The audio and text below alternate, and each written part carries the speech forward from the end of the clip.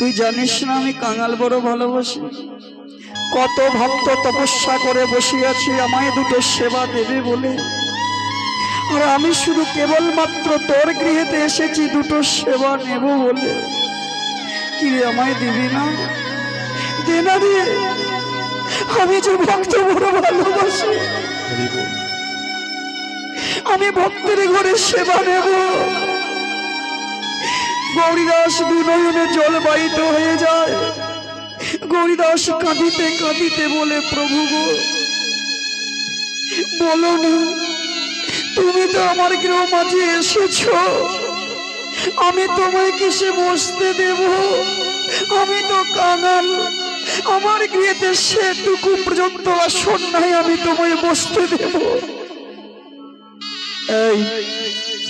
এইভাবে কাঁদিস না।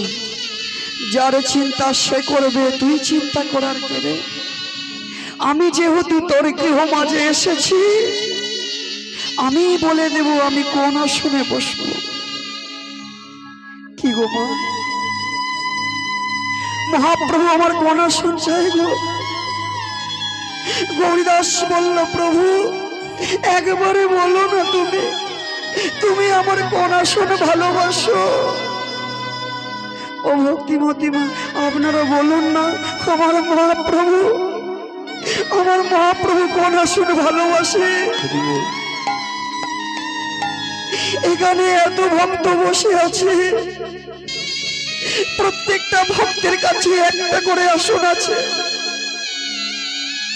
যে আসনটা আমার হবে না, যে আসনটা আমার বন্ধু হবে না, যে আসনটা আমার পিতা মাতার হবে না, এই হস্তে আমরা কত আসন বানাই, কত আত্মীয় স্বজনের জন্য বানাই। আমার মহাপ্রভু বললেন, ওরে আমি ওই আসনে সন্তুষ্ট নাই রে, আমি যে আসনটা ভালোবাসি, দিবি না? আমায় দিবি না? দে না রে। গৌরীদাস আবার বললেন, প্রভু একবারে বলো না, তুমি আমার কোন আসনটা ভালোবাসো? তবে শোন, আমি তো কোন আসনটা ভালোবাসি জানিস? তবে শোন, আমি তোর ওই হৃদয় আসনটা ভালোবাসি রে গৌরীদাস। হৃদয় আসনটা